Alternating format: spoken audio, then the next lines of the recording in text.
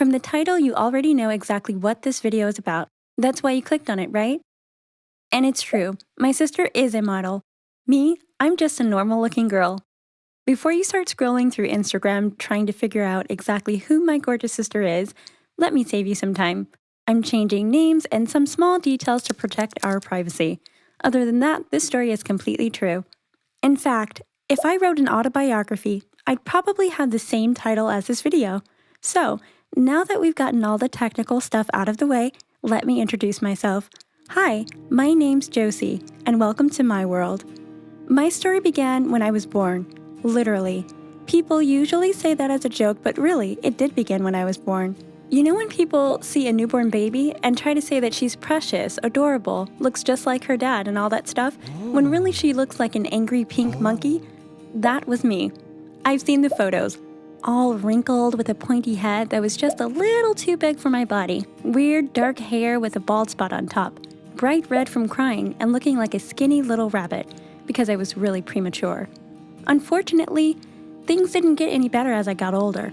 I was an eczema-ridden, colic-y baby who cried all the time, and my bald spot didn't grow in until I was almost 2. But before that, when I was 3 months old, my mom got pregnant again, and 9 months later, she gave birth to a girl. My little sister, Georgia. Georgia was born exactly on her due date. Once she was toweled off and handed to Mom, it was obvious that she and I already couldn't be more different. For one thing, she was already chunky, with the kind of adorable baby fat that everyone wants to coo over. She had lighter coloring, blonde peach fuzz evenly covering her head, and big blue eyes with long eyelashes. Everything made her laugh. Everyone called her a total delight, just perfect from the start. I bet you're thinking, well, Josie, I'm sure that didn't last. Come on, you're sisters. To which I can say, yes, it certainly did. Georgia and I weren't close as toddlers, even though we were only a year apart. It's not like we hated each other or anything, we were only babies. I was just this angry, sick, squirmy kid, very underweight and always crying. The doctors told my mom and dad that I had really bad colic, and I'd grow out of it, but it just continued.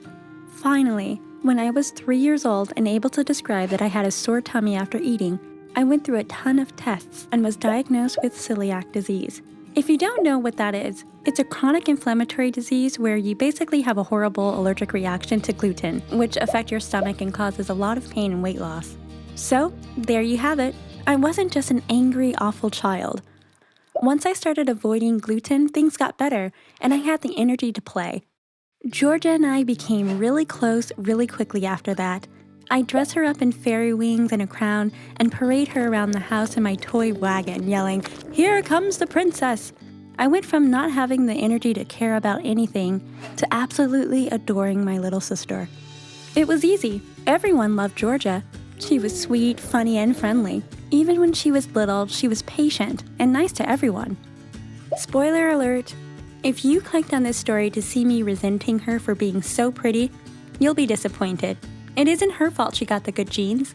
I know, I can say that now that I'm older. And don't think there weren't any rough patches when we were kids. It was really hard right around puberty when Georgia stopped being pretty but sort of awkward and gangly and started being just plain gorgeous. Like, so pretty that people would stop her in the middle of the street to compliment her all the time. And imagine me, an insecure teen, just standing there trying not to wish that once, just once, someone would say something nice about me. I could never be mad at Georgia about it, though.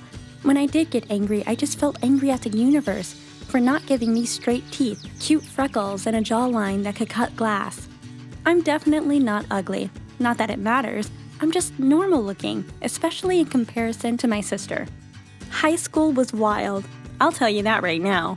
She was a year behind me, but even kids in my grade talked about Georgia. Looked just like a model, tall and thin, big eyes, with long, silky blonde hair, and a fashion sense that was super original and fun. She was anything you wanted in a best friend or girlfriend. But because teenagers can be awful, she actually got bullied by a big group of the obviously jealous popular girls. Bullied for being pretty and nice. Isn't that insane?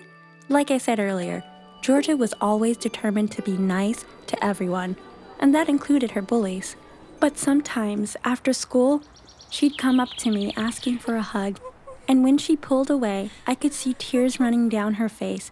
I tried to make up for it by including her in my group of friends and hanging out with her as much as I could. When she got older, she got more confident, and I think those girls mostly stopped bothering her. It was around this point that Georgia started modeling. When she was a kid, she often got approached by people scouting for child models, which was super creepy and weird. Mom and Dad fortunately agreed that child modeling was not a path their daughter should take, but they always agreed that they'd be okay with it once she was old enough to make her own decisions, as long as one of them came with her to be safe. Georgia's Instagram had a few thousand followers at this point, even though she just posted normal teen girl things. And I think it was through there that she got a message from a popular clothing brand she had tagged in one of her posts, asking if she would be interested in collaborating with them.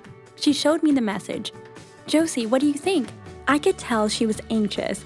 That's their actual Instagram. It's legit. I mean, people are always saying I should model. They're even going to pay me. I wish I could say I was better than this, but I was starstruck. This was an awesome opportunity with a brand that I knew Georgia loved, so I told her to go for it. And that's how it all started. She modeled their seasonal collections. They took photos and posted them on their Instagram, and even put a couple of them in store to advertise. Once the news got around, though, the bullying started up again. But Georgia being Georgia, it was impossible to get any reaction but a smile from her. So pretty soon they gave up. The photos were amazing, and it didn't take long for Georgia to get good at modeling. And I don't mean just being pretty. She knew her angles, how to pose, and even what lighting made her look best. Pretty soon, she had over 10,000 followers and growing daily, and more brands were offering her deals. Then she got an agent and changed her bio to model, with a contact email for business inquiries. That was the thing I was jealous of. The things that companies sent her, and the money she made. Most of it went into savings, of course, but she was still getting paid to just live her life.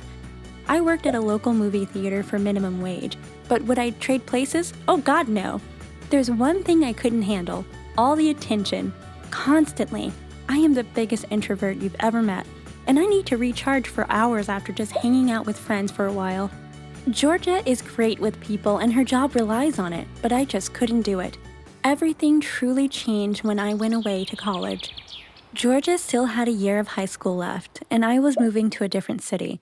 It was a long drive or an expensive flight, and she was just so busy, and now I would be too. I wondered if we would be able to stay as close as we were.